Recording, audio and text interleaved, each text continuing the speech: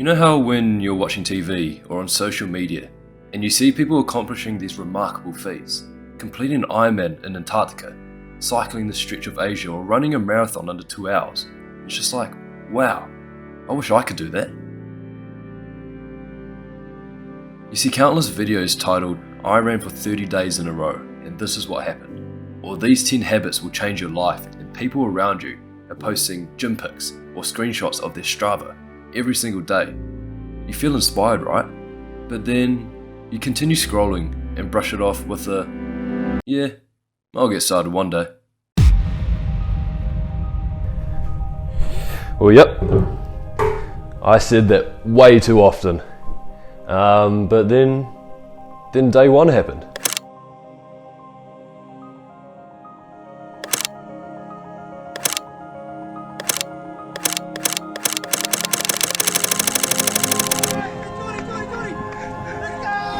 People start running for many different reasons. Some want to improve their health, some want to lose weight, others find it as an avenue to clear the mind and escape their busy lives. But for me though, I wanted to beat my flatmates in a 5 km fun run that they nagged me to do every week for over a year. Week after week they'd asked me to join, and I just about pulled out every excuse in the book. But I finally gave in. New Zealand will move to alert level 4 from 11:59 PM tonight. Everyone had left the flat and I was home alone. And you know what? I thought this was the perfect opportunity to secretly train so I could surprise them when the day came. I started running 3 to 4 times a week, and I managed to get down to a consistent 21-minute 5K, and I got more and more comfortable with lacing up and heading out no matter how I felt. I had no training plan, I just got out and ran. Don't get me wrong, but it was tough at first. Well, actually it was tough everyone because I'd run until I'd almost faint, but I fell in love with the feeling. I knew nothing about running. I had a good baseline from playing basketball, but running long distances was new to me. Look at this view. I picked it up nicely and was running consistently into the new year. I'd even tried a couple 10k runs, so I was fully prepared to make my debut on this 5k fun run. But then I was met with something that would change the course of my life forever.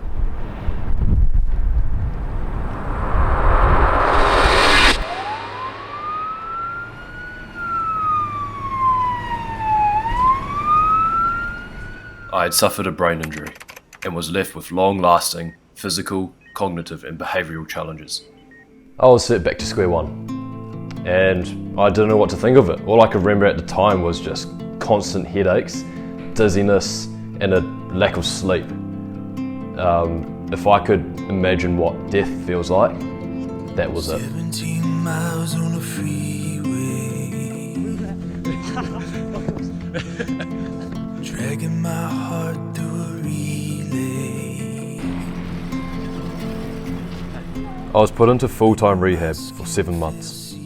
It was hard coming to grips with what this would mean for my future and for my previous mental battles. I had used running to manage it. And now I couldn't, because I had lost balance on my right side, my heart rate had skyrocketed, and my ability to concentrate had dropped. So I had to be extra careful running around roads and uneven surfaces. For the next few weeks, I was skipping, doing balancing exercises, and I incorporated walking into my runs. No hills, no crossing roads. Another 2 laps. I built up from 800 meters, but my heart rate wasn't getting any better, no matter how much walking I did. The heart rate's reached 180. Walking alone got it up to 170, and running at a 6-minute pace would put it over 200. I was so worried that my heart rate wouldn't get back down to healthy numbers, but I trusted the process, and 2 weeks later it popped back down. For the month of March, I was very consistent, and it was during this time I had an epiphany. I had just come out of the most grueling and painful days of my life. I could have easily lost my ability to walk again. I had regained my balance and my fitness back. So far, so good. I felt unstoppable, and I thought, you know what? Screw this 5 km fun run. I want to do a marathon, and I want to do it this year. I had my eyes set on the Auckland Marathon, 42 kilometres of non-stop running starting in North Shore, heading over the bridge, out to St Heliers, and then back along the same route, finishing in town. I was so determined that before I even made a plan, I decided to go out on my normal 5 km run, but I ended up running and running and running. I ended up doing 22k and yep, you guessed it, shin splints. I don't know what it was at first. Like, I thought it was just like some pain in my calves. So I stupidly pushed through until I was forced to go to the physio. Yeah, I feel like that one, yeah. Quite tight in your calves, isn't it? Is it? Yeah.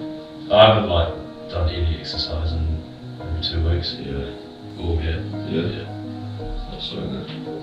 So I think we've got something called medial tibial stress syndrome. The way to manage this is pulling back a bit, you know what I'm saying? Okay, so we've got to let things settle. And so for the next 4 weeks, I hopped on the wind trainer, did a whole lot of calf raises and stretching, and got massages every week. And then I was able to run again. So I've been out for a few runs now, but I've actually started to like notice like a little tingle like in my leg, but it doesn't happen while I'm running or like after a run. It's in those rest days, and it usually happens like if I'm like lying down on the couch or on my bed and I'm thinking about running, or I'm like watching a running video, then I'll sort of like feel a little bit of pain like in that spot. I don't think I should be too worried about it, but it is making me like a little nervous, a little bit anxious about going back out on a run, let alone increasing my distance. But I think it's just my body playing mind games with me, so we'll keep on going. It was at this moment he fucked up. I think I've hurt my leg again. I ran at like a 4:40 pace for the 4 kilometers. Let's hope it's not too bad. It's actually in a different spot this, fingers crossed. I'm not back at square one. I was back at square one. I was advised to get an MRI just in case, and lucky for me, I dodged another bullet. So whenabouts is the Auckland Marathon? End of October. But I still had to spend the next month with 0 running, just more cycling, massages and leg exercises. Hello, we're back. Seen my physio, and he's given me two days a week to run. Yeah, that's gave me a little bit more hope.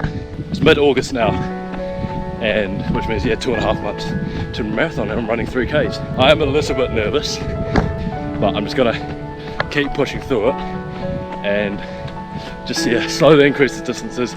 I don't know if I'll be able to run even like a 20k before the marathon. And so I had a decision to make. Should I commit to this marathon, or am I going to make the switch to the half? But lucky for me, that decision was easy when I went for my first hill run. I'm imagining this. There's the harbour bridge. Oh no. My right foot. It's real sore. It's like in the arch and like on the side, on the outer side. And so the half it was.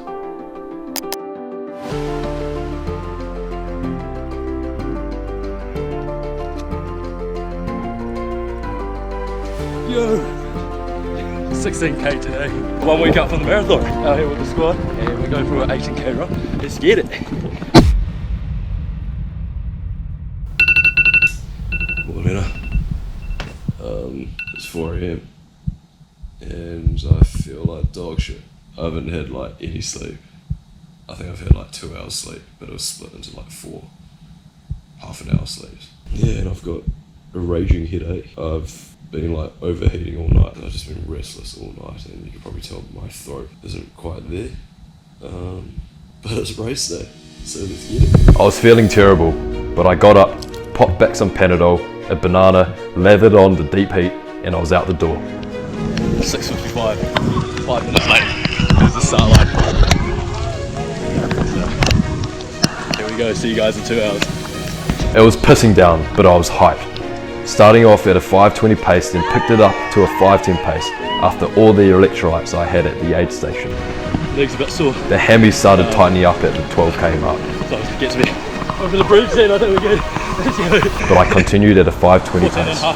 Smacked back a gel, and I was ready to tackle the bridge. The views were incredible. and so I decided to drop down to a 6:30 pace to really soak in the views. Did you really? No, I was actually battling up that bridge, but I enjoyed the views, and I took some time to thank everyone who's helped me on my journey. So I give a shout out to ABI and Hawke Hospital and my rehab team, all my physios this year. What a year. Getting to meet the start line and hopefully the finish line. Thank you to my family, my friends, who I'll see down there on the marina. All your support, it's been amazing. And lastly, shout out to everyone else who suffered a brain injury. The 20,000 of you each year. Anything's possible. Go Jordan! Go Jordan! Go Jordan! Woohoo!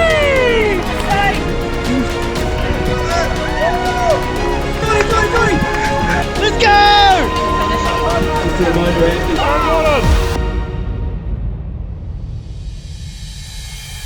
And there it was, finished in 1 hour and 58 minutes. My fragile legs had gotten me through the 21 kilometres. I was stoked. How you doing, you alright? Well done, mate.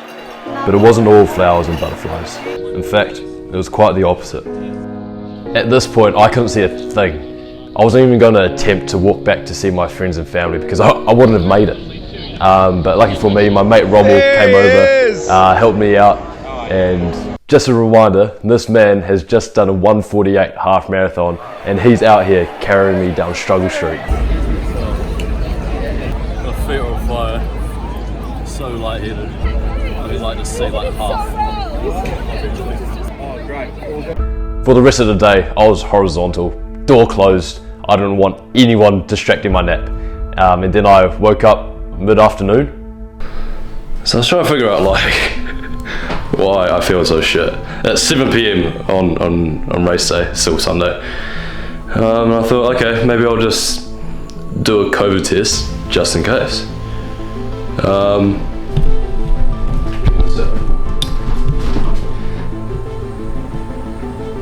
I had COVID. I fucking did a half marathon with COVID, and I don't know if I should be proud of that or not, but that explains a lot about how I felt on that day. COVID hit me hard. I was out of running for a month, and then when I got back, my heart rate was shooting up to 190. And you know what? I thought this was a good time to sign up for another event, the GO, which was in 3 months. 19 kilometres and 1,000 metres of elevation on the toughest terrain on New Zealand's largest active volcano, Mount Ruapehu. I would be beaten up with blisters, cramps, rolled ankles and the scorching heat. But it was at the 15k mark where I had this feeling that none other than myself at that time could describe. Just climbing up that waterfall. I just felt like super grateful and just super like happy about like life. Especially just being able to run on a mountain, being able to, well, living in New Zealand with this amazing nature, amazing landscape, and then to, well, for me especially, just being able to, you know, put one foot in front of the other. And we're alive, we're living life, we're almost there, but we're conquering mountains, literally.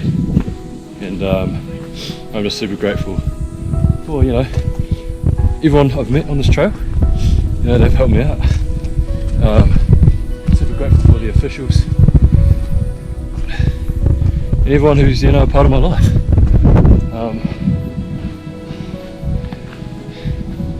Check this out. It's special. It's really special. It's what's getting me through this. For you guys, we're gonna get there. We're gonna get there. Let's go.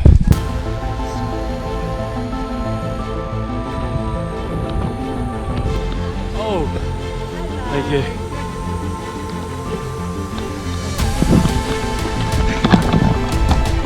Ah!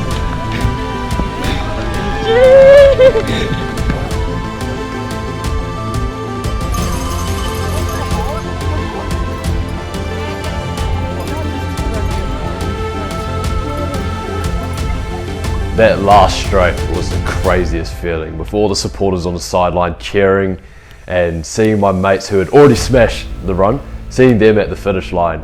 I thought, you know, if I could do this, I can do anything. I got back into running right away. My confidence was high, my legs were strong, and I was ready to throw everything I had at this marathon. Melbourne, St Kilda Beach. Oh yeah, and the marathon I signed up for was the Hawke's Bay Marathon, which was in exactly 7 months. I was all in. I was back on the trot and I started increasing my distances. I incorporated hikes, I climbed mountains, I stuck to a healthy diet, I copped the new Nike Invincible 3s, I even bought a road bike. I managed to get up to a 26k long run after 5 consistent months, but then the body started to feel it. The shin splints had come back. We're 3 weeks out, literally in 3 weekends, got the marathon, and I was supposed to run 20 k's today. I'm at 11, and it's been a jog walk, the shins. I don't know, I thought it just only hurt a little bit for the first couple k, but it sort of persisted. I'm going to shorten my run, probably do another 5k, and then recovery. So I hopped back on the bike and race day was looming. 4 days out from the marathon, going on the last run with the boys. Let's go! Beautiful day out here. I just remember my shins not liking that run at all. I had to drop down to like a 7-minute pace, and I just remember thinking, I'm 4 days out, my shins are this sore. If I'm gonna do it, I'm gonna have to pull off a miracle.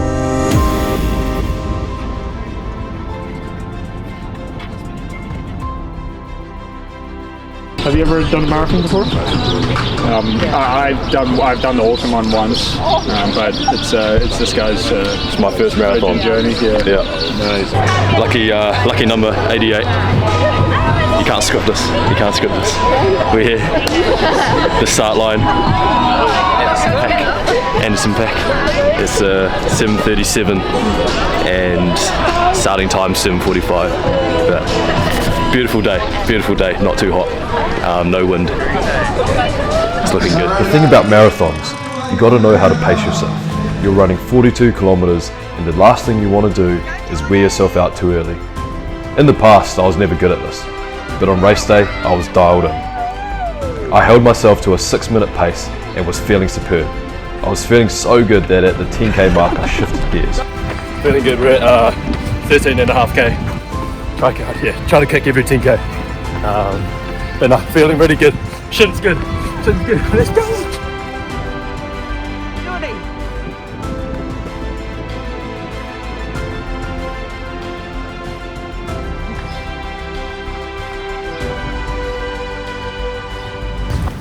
I saw my parents in between aid stations, and seeing them gave me that much needed burst of energy. 18 and a bit k. Feeling positive. Way to go, Joy.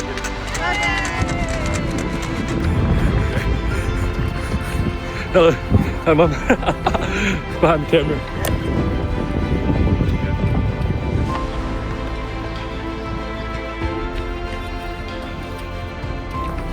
Have a drink. You're doing well. Only 5k's to go. 10. Oh, 10k's. One thing that I made sure I did this time was actually slow down to drink the electrolytes. Cheers.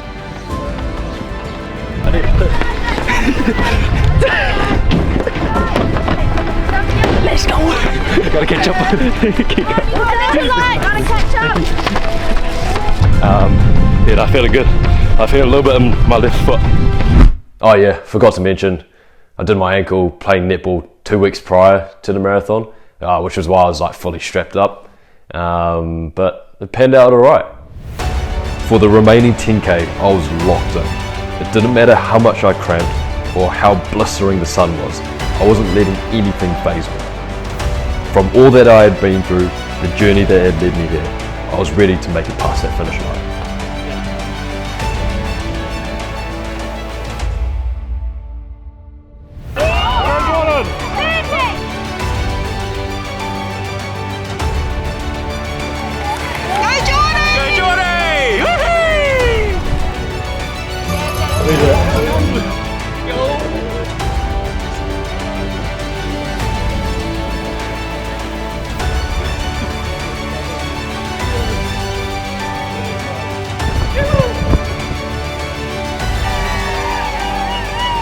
good to be out.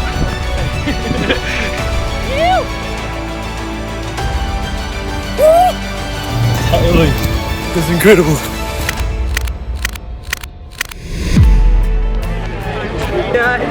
So happy. Yeah. Life's good. Shit, you are amazing, Jordan. I'm so proud of you. Yeah, 4 hours, bro.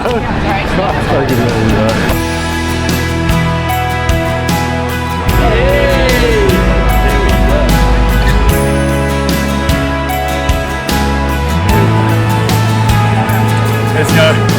We finally did it. 3 years in the making. Oh my god.